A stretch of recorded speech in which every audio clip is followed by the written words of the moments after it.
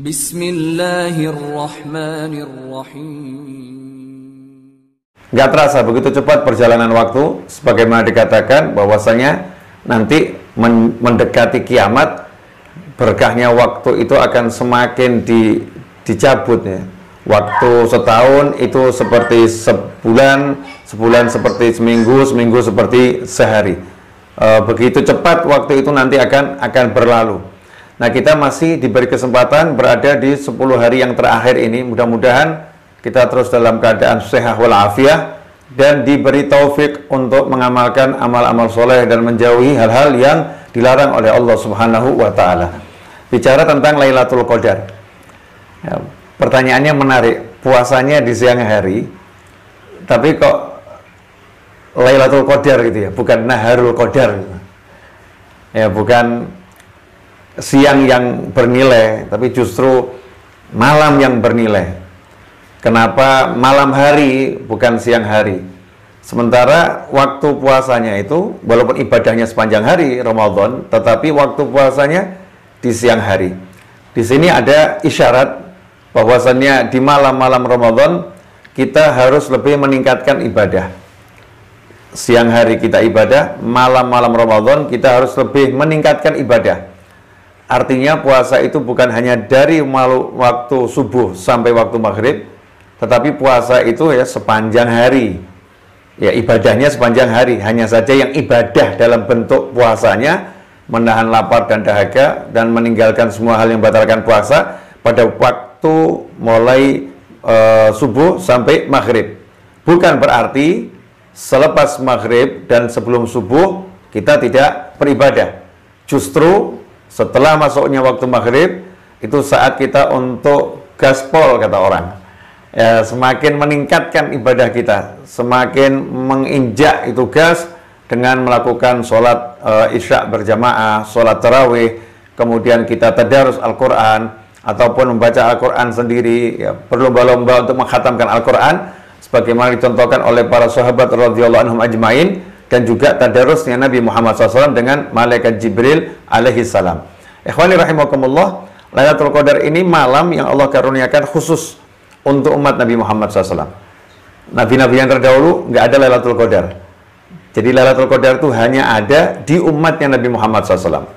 Nah, kenapa umatnya Rasulullah diberi Lailatul Qadar? Ini karena rasa cemburunya para sahabat radhiyallahu anhum ajmain kepada orang-orang soleh di zaman yang dahulu.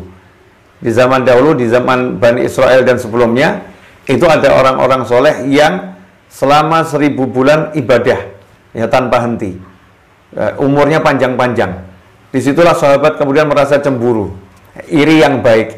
Ya, kami ini umurnya sedikit, umur kami tidak panjang, 60-70 tahun, kemudian harus pindah ke akhirat. Mau nggak mau akan digusur ke akhirat, rata-rata 60-70 tahun. Nah, nanti di akhirat kita akan kalah ini dengan orang-orang terdahulu yang usianya panjang-panjang, usianya ratusan tahun, bahkan ada yang lebih dari 1000 tahun. Sementara kita di bawah 100 tahun, nanti kalah nih di akhirat ini. Maka turunlah Lailatul Qadar. Bahwasanya umatnya Rasulullah SAW di setiap bulan suci Ramadan dikasih bonus namanya Lailatul Qadar. Siapa mendapatkan Lailatul Qadar, maka dia mendapatkan pahala ibadahnya orang-orang zaman dahulu yang ibadahnya 1000 bulan itu sama Allah Ta'ala dikasihkan kepada orang yang dapat Lailatul Qadar. Nah, mudah-mudahan kita termasuk yang diberi Allah Lailatul Qadar. Begitu pula kedua orang tua kita, pasangan hidup kita, anak keturunan kita, sahabat kita, dan semua orang-orang yang berbuat baik kepada kita. Amin Allahumma amin. Ikhwani rahimakumullah. Nah, ciri-ciri orang yang dapat Lailatul Qadar itu seperti apa? Yang pertama jelas, orangnya tidak durhaka sama orang tua. Kalau ibadahnya seperti ibadahnya Nabi sekalipun, ibadahnya seperti ibadahnya malaikat sekalipun, kalau dia durhaka sama orang tua, tidak akan mendapatkan Lailatul Qadar. Karena itu mari kita cek diri kita masing-masing, bagaimana hubungan kita dengan orang tua kita masing-masing. Kalau hubungan kita kurang baik, maka saatnya ya sekarang ini, bukan nunggu hari raya. Saat inilah saatnya kita perbaiki hubungan kita dengan orang tua kita. Kadang-kadang kita ini aneh, kalau hubungan sama atasan cepat upaya yang perbaiki, takut dipecat. Berupaya yang perbaiki segera. Mohon maaf yang belum menikah, hubungan dengan calon istri atau calon suami, nggak enak sedikit, segera pengen diperbaiki karena takut gagal nanti. Suami istri hubungannya renggang dikit, Masya Allah tuh suami berjuang minta maaf sama istrinya luar biasa, maafkan saya, maafkan saya. Istri berjuang minta maaf sama suaminya luar biasa, maafkan saya, maafkan saya. Demi apa? Demi menjaga agar tidak kehilangan pasangannya. Ketika kita punya teman bisnis, rekanan bisnis, ternyata dia seorang buyer yang bagus, dia konsumen yang handal, konsumen yang punya prioritas tinggi di antara konsumen-konsumen kita. Kalau kita mengecewakan hatinya sedikit, kita akan berjuang gimana caranya agar dia mau memaafkan kita. Demi apa? Keuntungan duniawi yang nggak seberapa. Tetapi ketika Allah katakan ridhallah fi ridhal walidain wa sukhtullah fi sukhtil walidain, ridha Allah bergantung ridha orang tua, amarah Allah bergantung amarah orang tua. Man asbaha murdiyan li wa muskhitan li walidayhi fana anhu sakhit, wa man asbaha muskhitan li wa murdiyan li walidayhi fana anhu radin, atau kama qala sallallahu fi haditsil qudsi.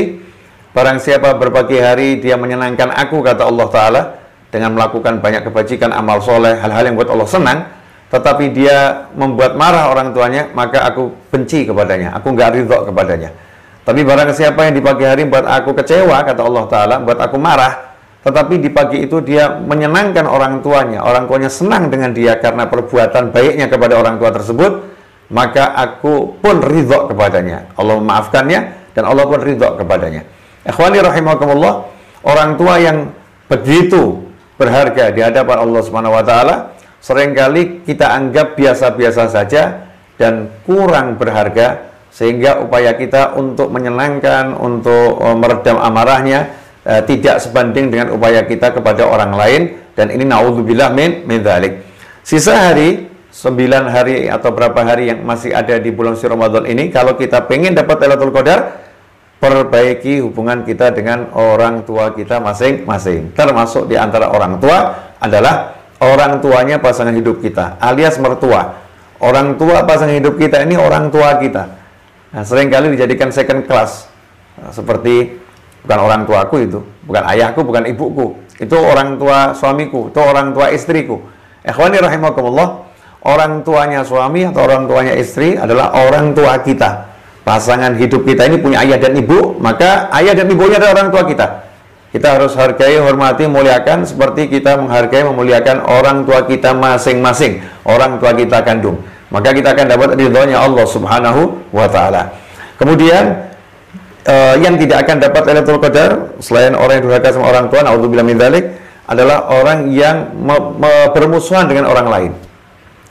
Jadi jangan nunggu Idul Fitri baru bermaaf-maafan, salah besar itu ya. Maaf-maafan kok nunggu Idul Fitri, itu salah, super salah. Karena setiap muslim itu harus segera minta maaf dan harus segera memaafkan siapapun, nggak nunggu bahkan nanti.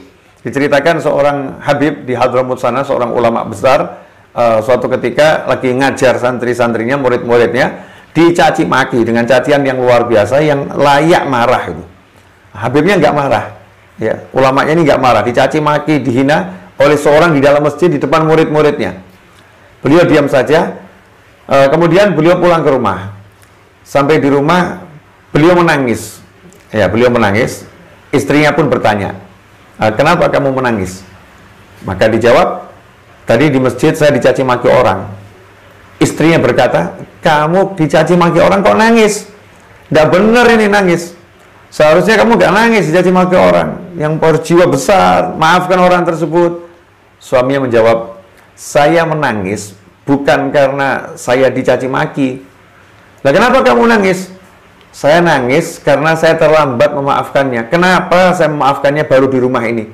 Sementara di masjid tadi saya cuma bisa bersabar, ya, introspeksi diri, bersabar, tapi saya belum sempat memaafkannya.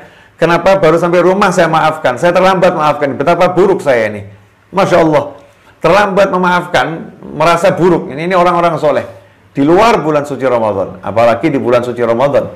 Kita tidak boleh menyimpan permusuhan dengan siapapun.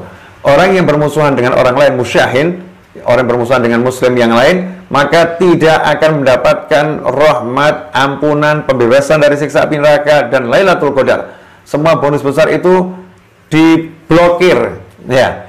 Rekeningnya diblokir oleh Allah Subhanahu wa taala sehingga dia tidak bisa mendapatkannya. Karena itu, kalau kita masih punya permusuhan dengan siapapun, maafkan. Karena rugi adalah kita sendiri yang rugi, bukan orang lain.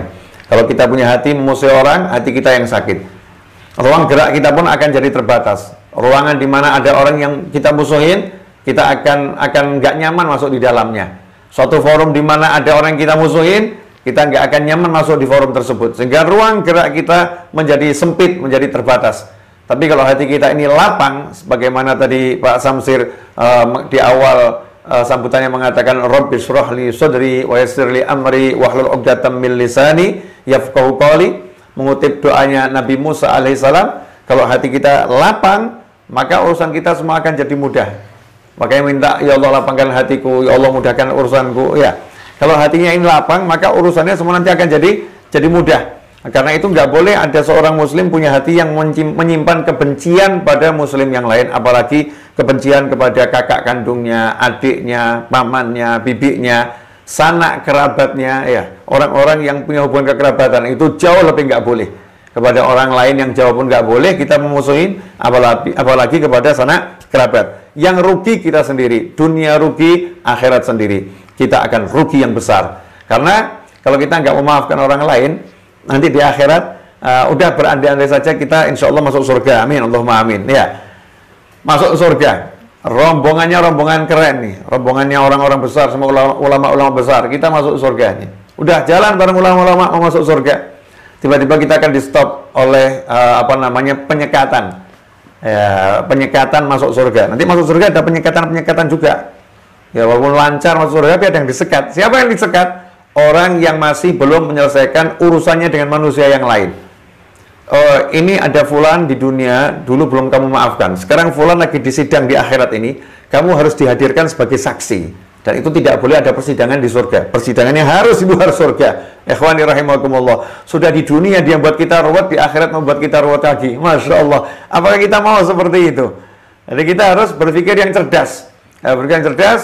Nah, kalau emang ada orang buat kita sebel, buat kita nggak enak, nggak nyaman di dunia ini, jangan sampai di akhirat buat kita sebel, di akhirat buat kita nggak nyaman. Maka kita maafkan orang tersebut. Kita katakan, aku adalah laut. Ya, aku adalah laut, jadi ya maafin semua orang. Gitu aja kok repot. Cuma ngasih maaf kok susahnya luar biasa. Wah, dia mantan suami saya, Habib, Ustadz, Kiai, dia mantan suami saya. Dia nyebelin luar biasa. Dia dulu menzalimi saya luar biasa. Dia, Masya Allah, sudah jadi mantan masih nyusahin, kan luar biasa. Nah, udah jadi mantan masih nyusahin, nanti di akhirat mau nyusahin lagi. Apakah kita akan seperti itu? Apakah kita mau yang jadi seperti itu? Maka harus berpikir cerdas. Lah, hati saya akan saya buat lapang, saya maafkan semua orang. Di dunia saya mau nyaman, di akhirat saya mau jauh lebih nyaman. Kemudian yang ketiga, kelompok manusia yang tidak akan mendapatkan Lailatul Qadar adalah mudminul khamr. Orang yang kecanduan miras atau narkoba dan sejenisnya. Ya, kecanduan minuman keras atau obat-obat yang memabukkan dan sejenisnya. Maka orang-orang yang seperti itu, naudzubillah min dzalik, tidak akan mendapatkan Lailatul Qadar, tidak akan mendapatkan ampunan Allah Ta'ala. Karena itu masih ada waktu.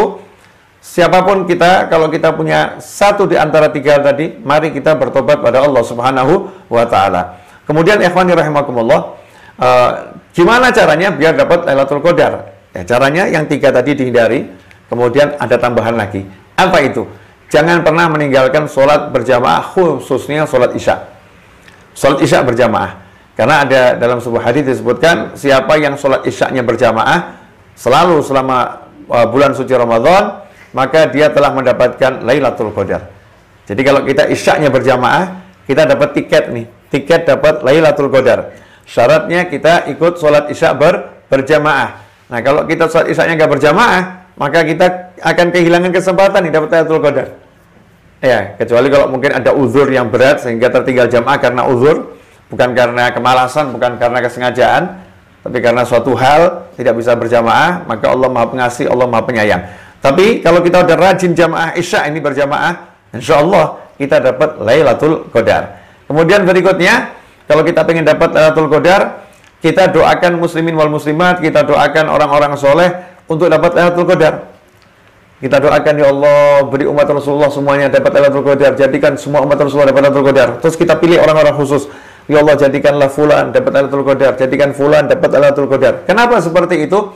Karena ketika kita mendoakan orang lain tanpa pengetahuan orang tersebut, maka akan ada malaikat yang berkata kepada kita, minta sama Allah Ta'ala, walaka mithluh, untukmu juga hal yang sama.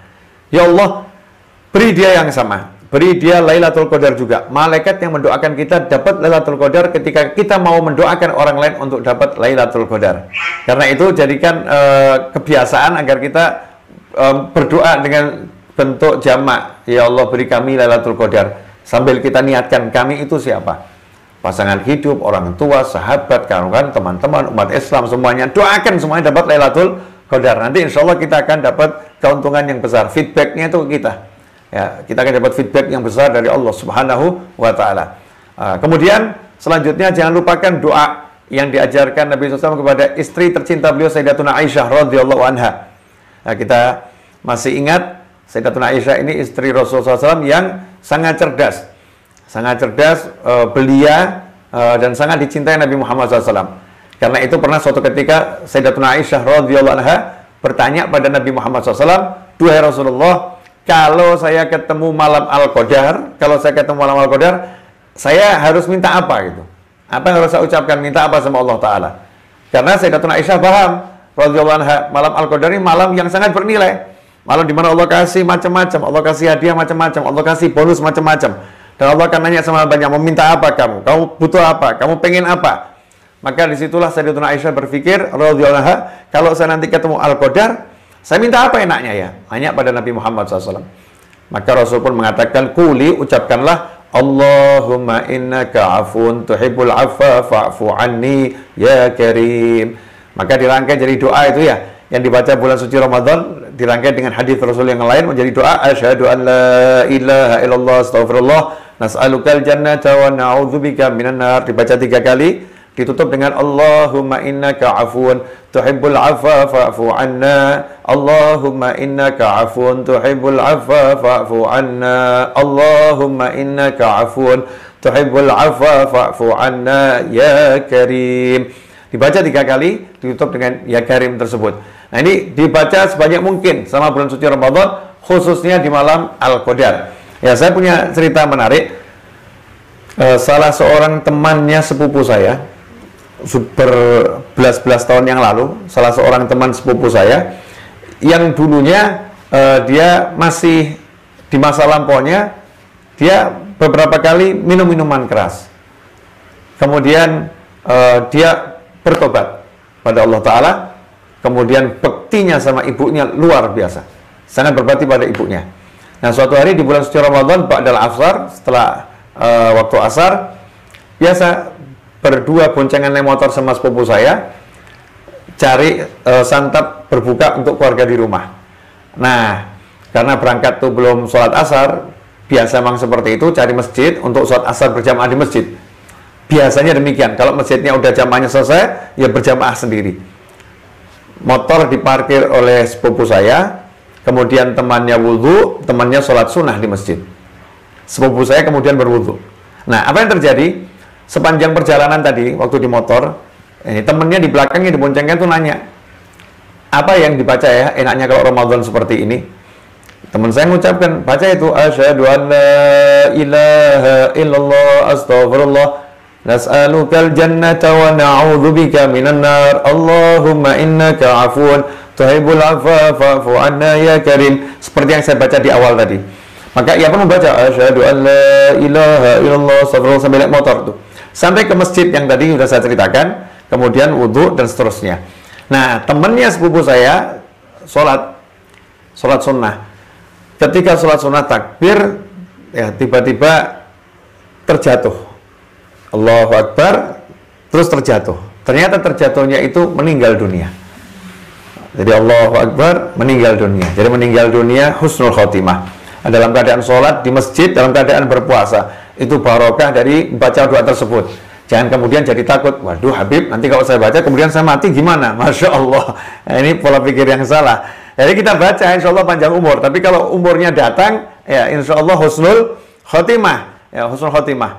Nah, minimal apa? Minimal kalau kita baca doa tersebut, kalau kita ketemu Lailatul Qadar dan kita nggak paham, maka kita udah minta yang terbaik. Sesuatu yang Rasul ajarkan SAW kepada istrinya tercinta, nggak mungkin yang nggak baik. Pasti yang super, the best yang diberikan oleh Nabi SAW kepada istrinya. Ucapkan ini, Allahumma innaka afun tuhibbul afwa fa'fu anni atau fa'fu anna. Duhai Allah yang maha pemaaf, tolong maafkan kami, tolong maafkan saya. Minta maaf sama Allah. Jadi permohonan terbaik sama Allah itu minta maaf. Ya, minta maaf sama Allah itu yang paling baik. Dan kita nggak akan dimaafkan sama Allah kalau kita nggak memaafkan orang lain. Kalau kita suka maafkan orang lain, maka kita akan dimaafkan oleh Allah Subhanahu wa Ta'ala. Nah, ini di antara tips gimana caranya biar kita dapat barokahnya Lailatul Qadar. Nah, yang terakhir, ini 10 hari terakhir tersisa ini, mari kita lebih peka kepada orang-orang di sekitar kita. Sanak kerabat, karyawan, meskipun sudah kita kasih gaji itu karyawan kita, bawahan kita udah dikasih gaji. Kalau kita sebagai bos punya anak buah, mungkin dapat gaji dari kantor, tapi ya kita sadar diri, mawas diri. Gaji kantor ini cukup nggak sih buat teman-teman kita itu? Kalau nggak cukup, kita tahu harga beras sekarang 1 kilo berapa. Dia untuk zakat fitrahnya 3 kilo, pendapat yang lebih aman 3 kilo, umumnya 2,5, ya tengah-tengahnya 2,7 kilo. 3 kilo kalau dia anaknya 5, dia sendiri 1, istrinya 1, udah 7. Ya, 7 kali 3, 21. 21 kilo, 20 kilo harus dia siapkan untuk zakat fitrahnya. Berapa uang yang harus dia keluarkan? Mungkin buat sebagian besar ringan, tapi buat sebagian besar itu berat. Ya, maka kita lihat nih, sekitar kita, teman-teman kita di kantor yang gajinya mungkin jauh di bawah kita, siapkan nih uang ya, untuk membantu saudara-saudara kita. Uang, cash, ya lebih manfaat daripada kasih pakaian, kasih apa sekarang ini modelnya orang kasih itu anter-anter itu kan ya, apa tuh pampers. Oh, pampers salah ya, hampers, hampers. Ya, sedikit canda biar nggak tegang ini, wajahnya banyak tegang-tegang ini. Hampers itu boleh sih kasih hampers, tidak jadi masalah. Tapi kalau apa namanya orang yang butuhnya uang kasih hampers kan sayang nanti, kurang tepat sasaran. Nah, untuk saudara-saudara kita yang memang gajinya itu jauh di bawah kita, kita mampu menghitung lah, oh ini nggak mungkin cukup ini, nggak mungkin cukup. Nah kita ambil berapa orang, nih saya kasih dia di luar THR, ya di luar gaji kantor, bagian dari sedekah saya. Karena sedekah itu di bulan Ramadan sangat dianjurkan. Nabi Muhammad SAW adalah manusia yang paling dermawan. Tapi beliau adalah manusia yang super dermawan di bulan suci Ramadan. Ajwad ya, yang paling dermawannya Rasul di bulan Ramadan. Bulan lain sudah paling dermawan, di bulan Ramadan super dermawan. Nah, ini harus kita contoh. Kita harus bisa menjadi manusia yang lebih dermawan. Jangan nunggu udah nanti hari raya saja deh. Saya mau bagi-baginya hari raya. Butuhnya bukan hari raya, sebelum hari raya butuhnya. Jangan kita salah berpikir. Kalau hari raya mau kasih lagi, alhamdulillah, semakin bagus, semakin banyak yang diberi akan semakin berkah, semakin bagus untuk orang banyak dan untuk kita dunia maupun akhirat. Mudah-mudahan yang saya sampaikan 25 menit ini manfaat. Jazakumullah khairan. Saya tidak akan bicara panjang-panjang, tapi mudah-mudahan barokah bisa kita amalkan. Tolong sampaikan sama yang lain. Kalau masih mungkin ada yang hubungannya dengan orang tuanya kurang baik, Anda mengetahuinya, tolong sampaikan dengan cara yang baik, sampaikan dengan cara yang santun agar berubah. Karena keberkahannya akan dicabut sama Allah Ta'ala, tidak ada barokahnya. Sekaya apapun dia, setampan apapun dia, secantik apapun dia, setinggi apapun pangkat dan jabatannya, sehebat apapun ilmunya, la sya'indallah. Nggak ada nilainya di sisi Allah Subhanahu wa Ta'ala, dan tidak ada nilainya di sisi makhluk-makhluk yang dicinta Allah Ta'ala. Di sisi para anbiya wal mursalin, di sisi malaikatul muqarrabin, di sisi bahkan batu-batu di sekitarnya sebetulnya lagi melaknat dia itu. Tempatnya dia pinjak marah sama dia, karena semua yang dimurkai Allah, makhluknya Allah semua juga murka sama dia, selain manusia dan jin. Ya, karena manusia dan jin karena taklif, sehingga ditutup, dihijab dan terhijab. Mudah-mudahan kita kelak termasuk orang-orang yang tidak terhijab, bisa mengenal Allah SWT dan mendapatkan ridho Allah Ta'ala dengan ridhonya orang tua kita masing-masing. Amin. Mohon maaf atas segala kekurangan. Jazakumullah khairan atas waktunya. Wa'alafu minkum. Wassallallahu ala sayyidina Muhammadin wa alihi wasallam. Walhamdulillahi rabbil alamin. Wassalamualaikum warahmatullahi wabarakatuh. Nah, doanya saya mengajak semuanya berdoa bersama yang tadi kita baca tiga kali seperti tadi ya. Asyhadu an la ilaha illallah astaghfirullah nas'alukal jannata wa na'udzu bika minan nar. Asyhadu an la ilaha illallah astaghfirullah nas'alukal jannata wa na'udzu bika minan nar. Asyhadu an la ilaha illallah astaghfirullah nas'alukal jannata wa na'udzu bika minan nar. Allahumma innaka afuwun tuhibbul afwa fa'fu anna. Allahumma innaka afuwun tuhibbul afwa fa'fu anna. Allahumma innaka afuwun tuhibbul afwa fa'fu anna ya karim. Wa sallallahu ala sayyidina Muhammadin wa alihi wasallam. Walhamdulillahi rabbil alamin. Amin. Ya